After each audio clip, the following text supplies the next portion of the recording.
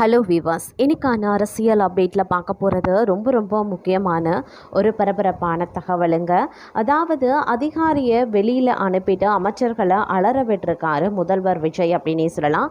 நள்ளிரவில் நடந்த இந்த மாஸ் சம்பவம் அரசியல் வட்டாரத்தில் பெரும் பரபரப்பையும் அதிர்ச்சியையும் ஏற்படுத்தி வந்துட்டுருக்கு. இது குறித்த முழுமையான தகவலோடு இன்னும் பரபரப்பான அரசியல் அப்டேட்ஸை தொடர்ந்து நீங்கள் தெரிந்து பலன் பெற வீடியோவை ஸ்கிப் பண்ணாமல் கடைசி வரைக்கும் பாருங்கள். வீடியோக்குள்ளே போகிறதுக்கு முன்னாடி இது வரைக்கும் நீங்கள் நம்ம சேனலை சப்ஸ்கிரைப் பண்ணலை அப்படின்னா உடனே சப்ஸ்கிரைப் பண்ணிக்கோங்க. அப்படியே பக்கத்தில் இருக்கக்கூடிய நோட்டிஃபிகேஷனுக்கான பெல் பட்டனையும் ப்ரெஸ் பண்ணிக்கோங்க. சரி நேயர்களே, வாங்க வீடியோக்குள்ளே போகலாம். தமிழக அமைச்சரவை கூட்டத்தில் முதல்வர் விஜய் ஊழலுக்கு எதிராக எடுத்திருக்கக்கூடிய அதிரடி நடவடிக்கை அரசியல் வட்டாரத்தில் பெரும் பரபரப்பை ஏற்படுத்தியிருந்தது. நேற்று நடைபெற்ற அமைச்சரவை கூட்டத்தின் முடிவில் அரசு உயர் அதிகாரிகளை தற்காலிகமாக வெளியேறச் சொன்ன முதல்வர் தனது அமைச்சர்களுடன் மட்டும் தனியாக ஆலோசனையை நடத்தியிருக்கார். அப்போது குறிப்பிட்ட சில அமைச்சர்களின் பெயர்களை நேரடியாக சுட்டிக்காட்டி அவர்களின் செயல்பாடுகள் குறித்த தனது அதிருப்தியை வெளிப்படுத்தியிருந்தார். தமிழக வெற்றி கழகத்தின் ஆட்சி 100 விழுக்காடு ஊழலற்ற ஆட்சியாக மக்கள் மத்தியில் திகழ வேண்டும் என்பதில் முதல்வர் விஜய் மிக உறுதியாகவே பேசியிருந்தார். தவறு செய்பவர்கள் யாராக இருந்தாலும் அவர்களுக்கு தகுந்த தண்டனை உறுதி என்றும் மக்கள் பணத்தை சூறையாடுவதை எக்காரணம் கொண்டும் சகித்து கொள்ள முடியாது என்றும் அவர் ஆவேசமான தோனியில் எச்சரித்திருந்தார். நிர்வாகத்தில் வெளிப்படைத்தன்மையும் நேர்மையும் மட்டுமே முதன்மையாக இருக்க வேண்டும் என அவர் அறிவுறுத்தியிருந்தார்.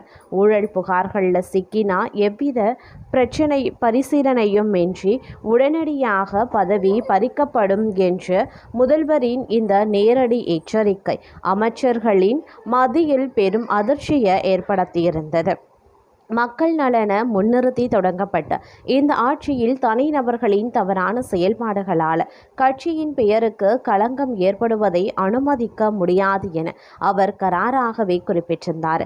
இந்த அதிரடி உத்தரவை தொடர்ந்து தாவேக அமைச்சரவையில் விரைவில் அதிரடி மாற்றங்கள் வரலாம் என எதிர்பார்க்கப்படுவதும் குறிப்பிடத்தக்க ஒரு விஷயமாகவே பார்க்கப்பட்டு வருகிறது அப்படின்னே கூட சொல்லலாங்க.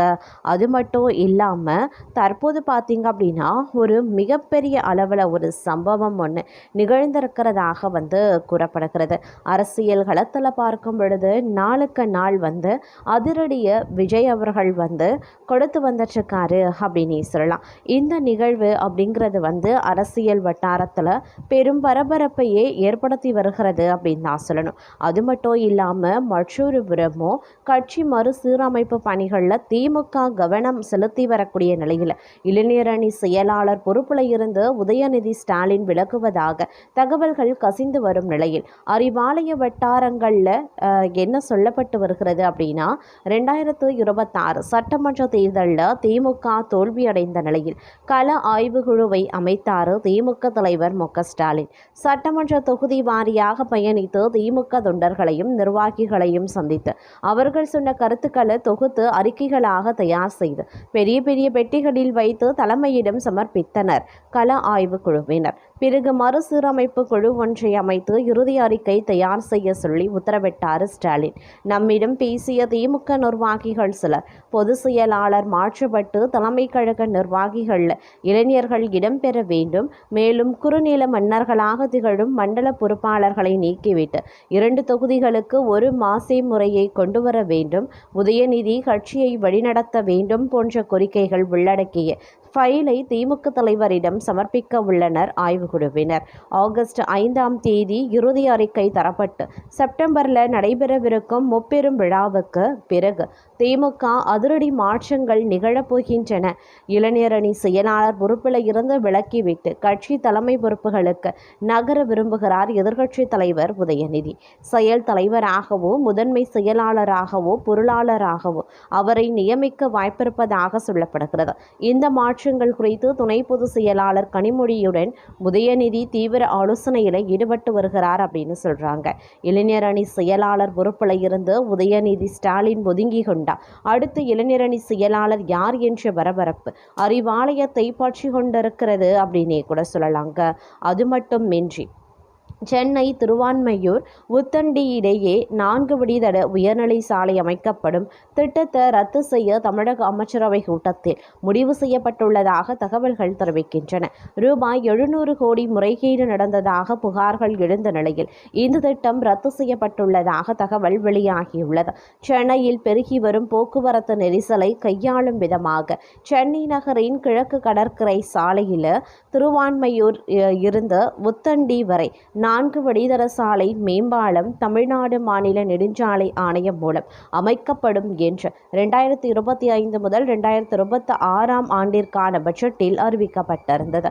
அதன்படி தமிழ்நாடு மாநில நெடுஞ்சாலை ஆணையம் மூலம் கிழக்கு கடற்கரை சாலையில் திருவான்மையூர் முதல் உத்தண்டி வரை சுமார் 13.30 கிலோமீட்டர் நீளத்திற்கு 2100 கோடி ரூபாய் மதிப்பீட்டில் சாலை மேம்பாலம் அமைக்கும் பணிகளை அன்றைய முதலமைச்சர் ஸ்டாலின் கடந்த பிப்ரவரி மாதம் அடிக்கல் நாட்டினார். இந்த மேம்பாலம் திருவான்மையூரில் ECR எலக்ட்ரிக்கல் பிரிட்ஜ் சாலை சந்திப்பிற்கு முன்பாக தொடங்கி உத்தண்டில் முடிவடையும் வகையில் வடிவமைக்கப்பட்டிருந்தது. இருவழி போக்குவரத்துக்காக 17.25 மீட்டர் அகலத்துடன் 5.5 மீட்டர் உயரத்தில் 4 வழித்தட சாலை மேம்பாலம் முழு நீளத்தில் அமைக்கப்படும் என தெரிவிக்கப்பட்டிருந்தது.